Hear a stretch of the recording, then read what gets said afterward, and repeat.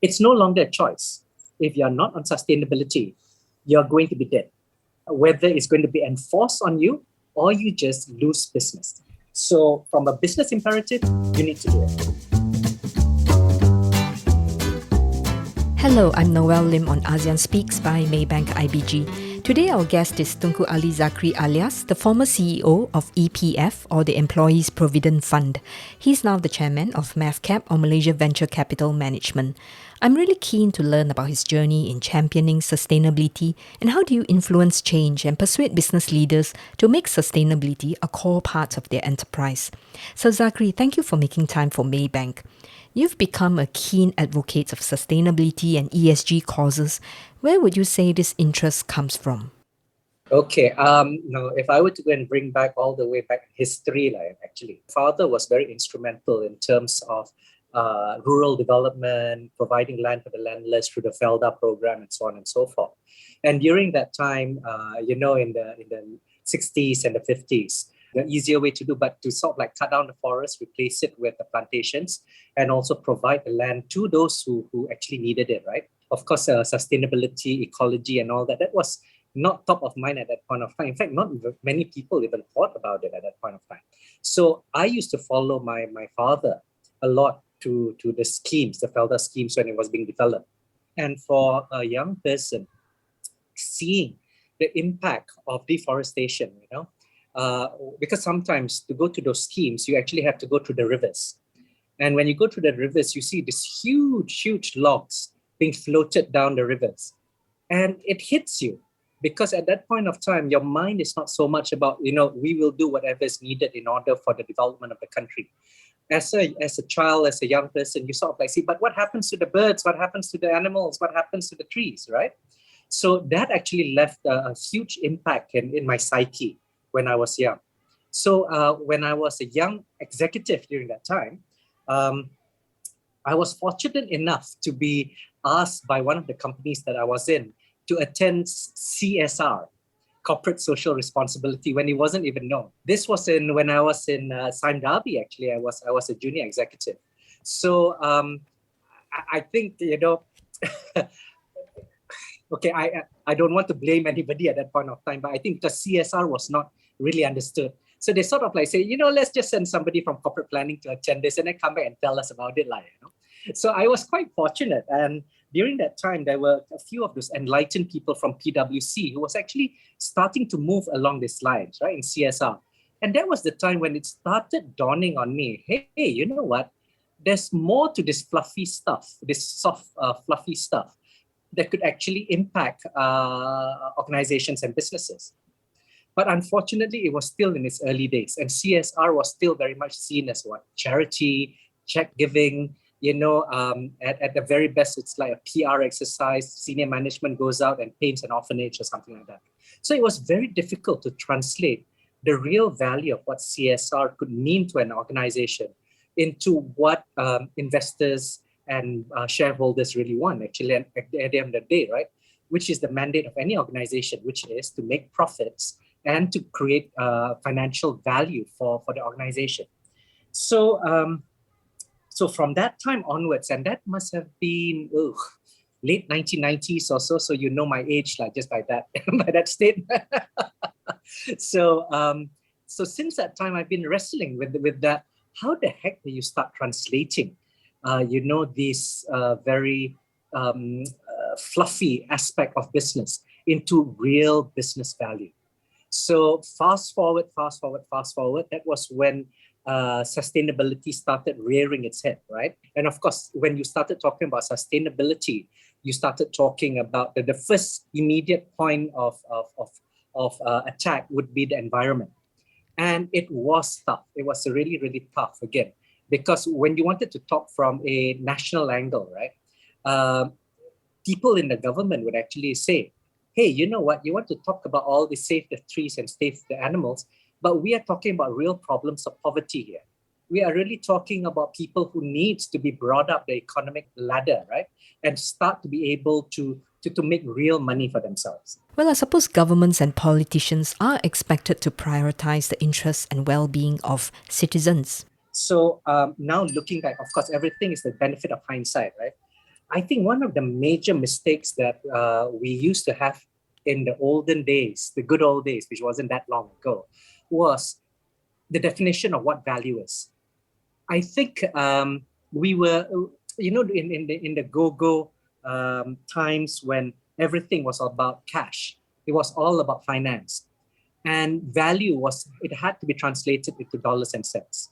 But I think now, in the much more enlightened age that we are going through, I think the redefinition of value is what is helping to drive the move forward towards sustainability. Because yes, money is important. Because without money, the world doesn't really go around. You're not able to go and do the type of projects that is needed to be done. You're not able to go and bring people up and help for them to take care of themselves.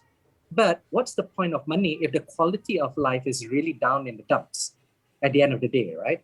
What is the value of money if you look in terms of the disparity between the have and the have-nots? And really, at the end of the day, how much do you really need before you can actually say that you're going to be happy, right?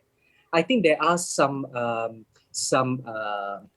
research done in the United States by some of those universities where they've actually quantified a real quantum of money that you need to achieve, after which is very incremental, the returns on happiness that comes to it, right? Because at the end of the day, how many Porsches can you drive at one time? How many houses can you stay in at one time?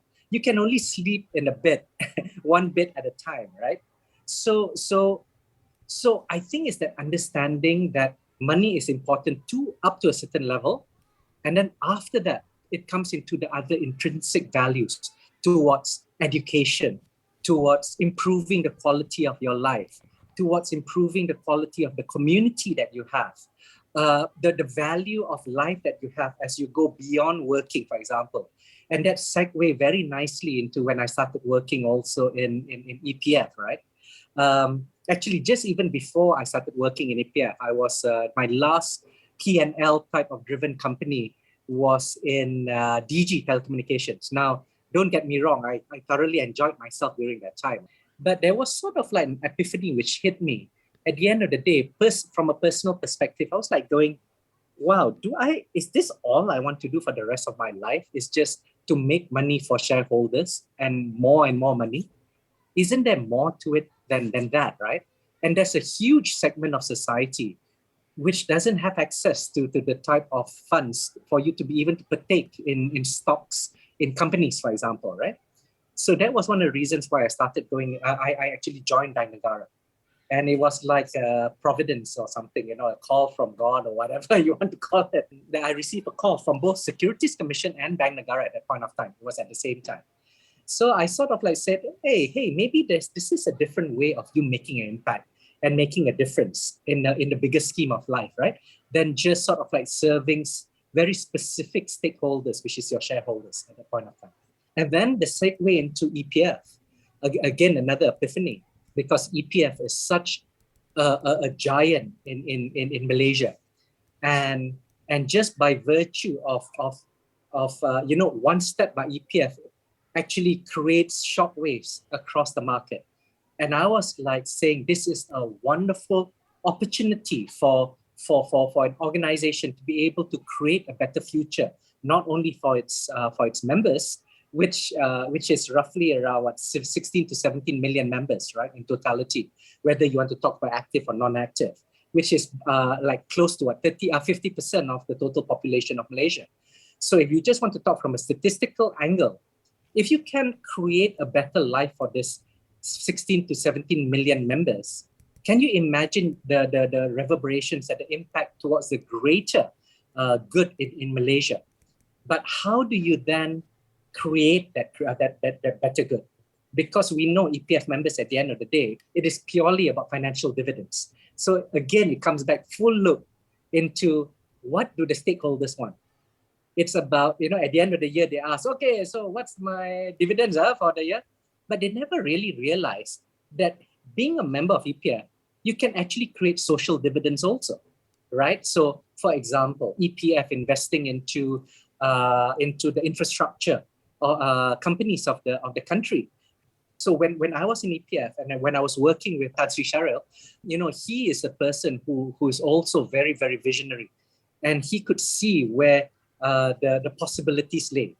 And that was actually, we started the move towards sustainability, not when I was just EPF CEO, but even way before that, because sustainability is such a huge beast that you can't do it overnight. It's impossible to do it overnight, So we had to take baby steps before we could actually do the announcement that I did just before I left EPF, right? Which was about the sustainability policy for the investments that EPF would go into. And I think, and that was something that I'm very, very proud of. That was something that I managed to leave behind before my departure. Looking back as former CEO of EPF, and now that you have some distance, it's been about a year now, what lessons did you learn in trying to push for transformation, whether it's digital or to become more sustainable in making investment decisions? Yeah. Well, one of the things in being a CEO is that sometimes you are too far ahead of the curve. So the things that you see is not necessarily shared by the rest of the organization. What more, sometimes the board. The challenge is not to go and just say, we are going to transform for the sake of transformation, because I see it. You can't do it on your own. You need to go and make sure that everyone is also on board with you. From the board members, they have great trust in you and your credibility in making it happen. And they believe the future that you are painting for them is actually going to happen, right? And for the staff and the team members, especially in Malaysia, there's a lot of trust in senior management. It's a blessing as well as a curse that our people are highly compliant. So sometimes when you set out a plan, our people will sort of like say, okay, we'll do it, boss. We don't really understand why you want to do it, but we'll do it. But for me, I don't think that is sustainable, because you need to make sure that everybody is also on board. Everybody also realizes and anticipates the sort of vision that you're actually seeing. So one of the lessons that I learned from EPF is that, if you want to paint a vision, make sure the vision is relevant to the stakeholder that you're talking to. Okay, so it's not good enough to present to the board or to have a presentation to your people that Greta Thunberg says that the youth and the next generation is going to be very angry with us because most of the world is going to be underwater. For a lot of people in Malaysia, you don't get it. Well, after the recent floods, many people should appreciate climate change. Now, okay, I think that one is fast forward, right? But really, 2 to 3 years ago, people didn't really understand, because you want to say, what? Global warming, sea level rising, really? Because we didn't feel it, right? We didn't really feel it. So what we actually did in EPF, so of course I needed to go and find some people who was on the same board, and we did extrapolations. And one of the strongest things that we actually did was we took a map of Malaysia, and we actually then looked at the data sciences that was looking in terms of rising sea levels, how high would it rise? And we were shocked within the next 20 years. So when you actually brought the future forward, that was when the EPF people started waking up and saying, oh my God, you mean this is real? So I say, well, yeah, it's not just me talking about it. This is real climate data. And the sciences and the extrapolation, which actually showed you for real what was happening. Now, I'll be very frank with you. Even like one of my the boards that I was sitting on, and I was trying to push for sustainability and climate change. I can still remember, like one of the board members actually said, well, yes, climate change is concerning, but we have much more urgent matters in play. So maybe we need to go and look at what's the real burning issues, and let's address that first. Because when you really think about it, a lot of the board members, they're not going to be there for long in the boards, right? At the maximum, you have 9 years. Especially senior board members, you're going to be there for the next 2 to 3 years. So why the heck do you want to rock the boat with this thing that's only going to be happening in 10 years' time? But what you just mentioned, Noelle, about the floods, it's made real the sort of warnings that has been talked about for years. So nothing beats change and the need for change when it's really happening to you. It's not just happening or being talked about by some white people out there in Europe. It's really happening, and it's happening here in our country. Directors only know what they know or pay attention to what makes sense to them in their privileged circles. Where is the fault line? Is it policy? Is it awareness? Is it culture? I almost think we need to come out more strongly and show how we are going to be severely impacted when living along the equator. Well, I don't want to paint that they are villains here. There's no villains.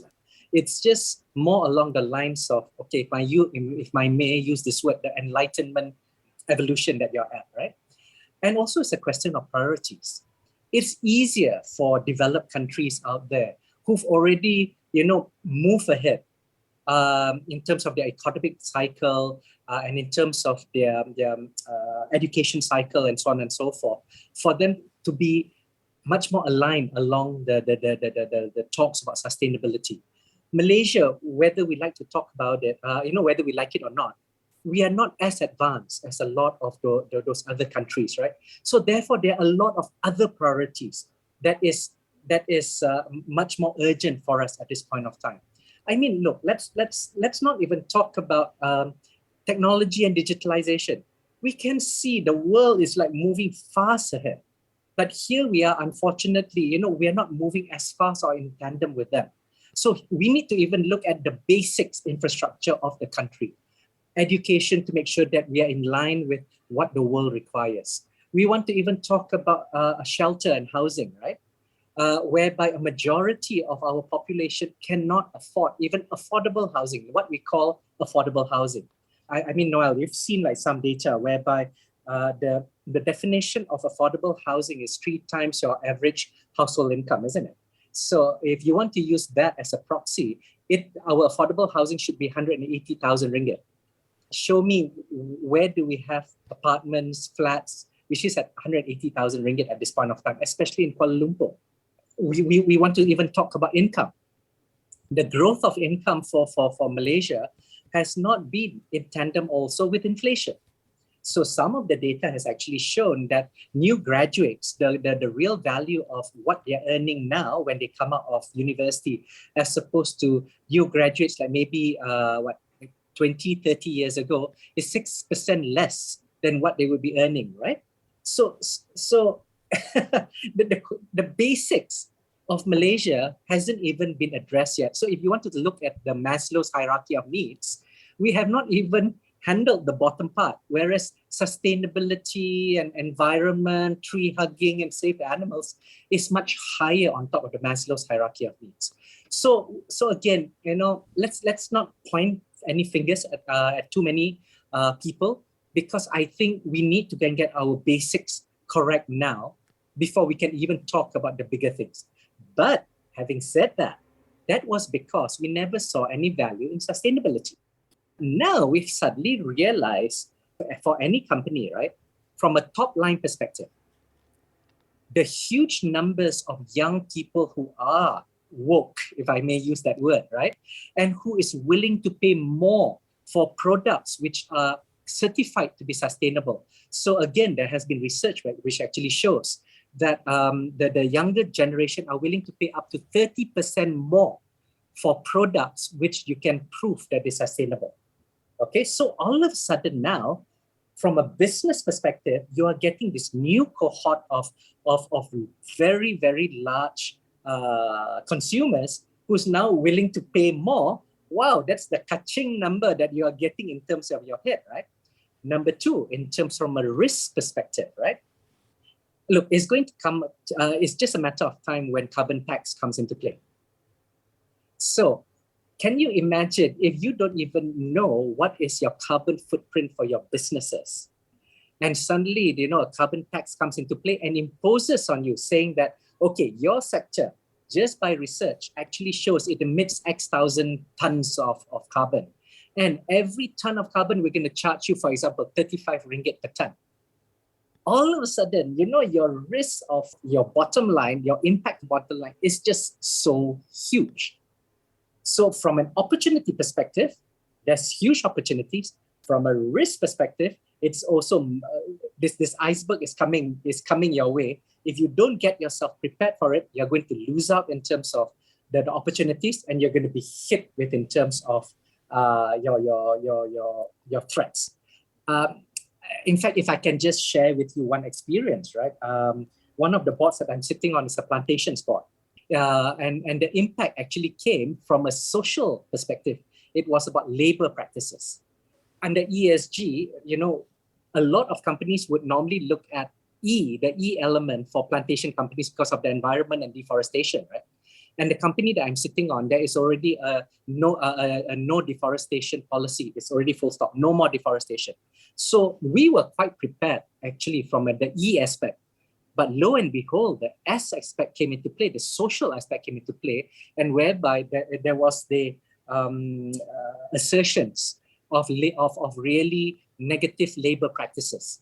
And because of that, a lot of the products was all of a sudden having huge impact on being able to be exported to the Western countries. So all of a sudden, I have to say that what I feared most was the weaponization of ESG, whereby economies, countries, NGOs, pressure groups suddenly said, oh my goodness, I can now start using this as a real weapon against those sectors that I really don't like, right? So, and that's exactly what happened, because I'm sure there were some lobbies out there which was anti-palm oil.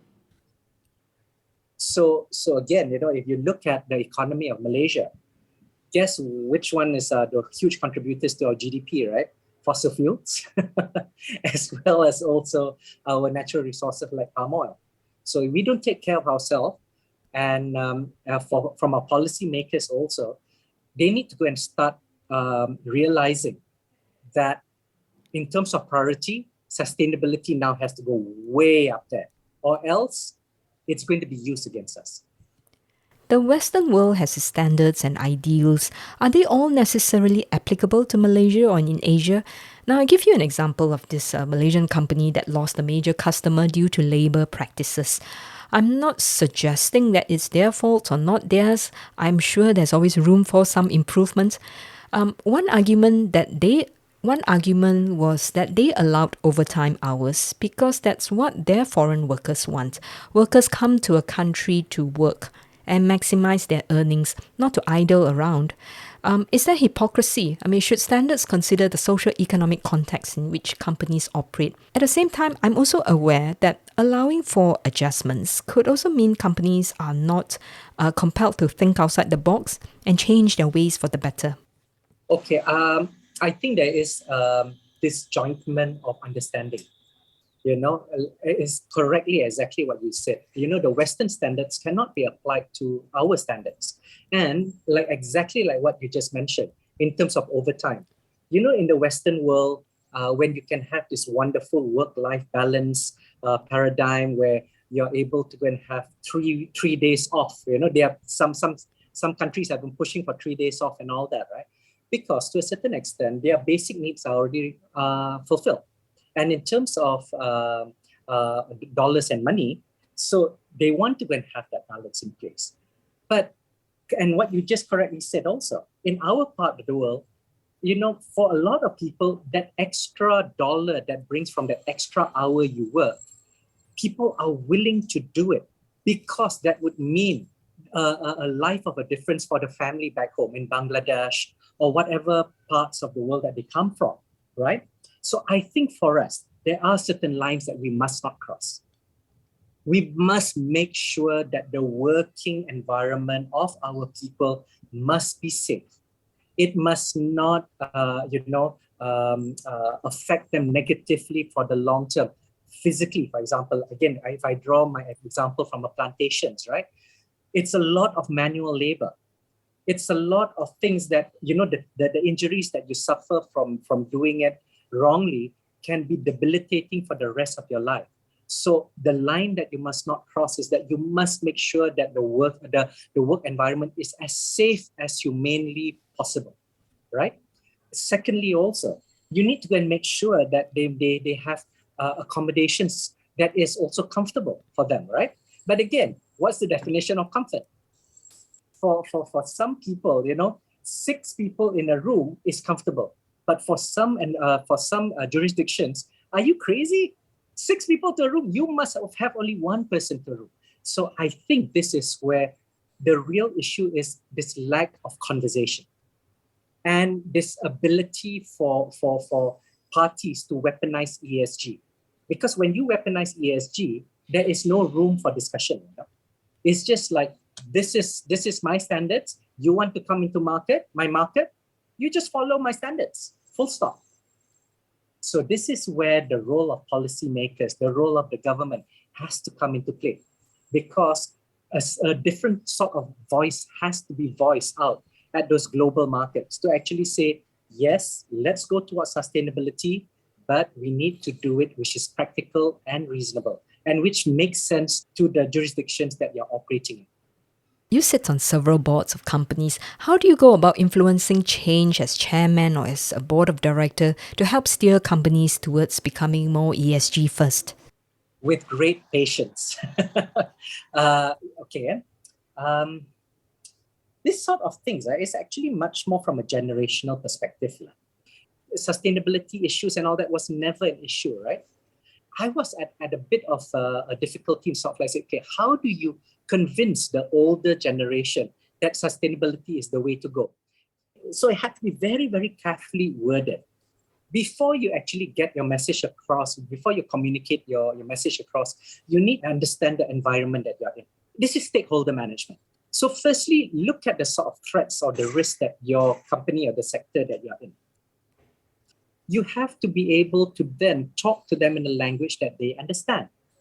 If it is a company or a sector that is very traditionally about dollars and cents, you need to be able to translate the impact of sustainability from a dollars and cents perspective. It will come to a point, right, where companies have no choice but to clean up their act. I can still remember another industry that I was in also, for example.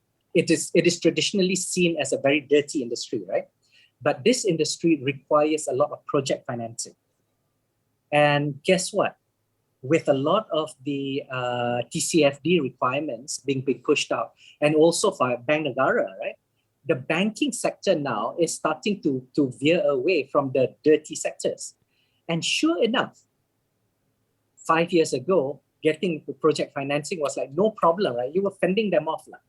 But now some banks actually said, oh, you know what? Because your sector is defined as dirty, we can't lend to you anymore. All of a sudden, that was a huge clarion call that we needed to go and change our business and make it really loud. That we know we're in the dirty industry, but we are putting plans in place to make ourselves clean. Okay, so this is where for a lot of companies now, it's no longer a choice. If you're not on sustainability, you're going to be dead. Whether it's going to be enforced on you or you just lose business. So from a business imperative, you need to do it. In your capacity as chairman of MAVCAP, how are you steering them towards becoming an ESG change agent?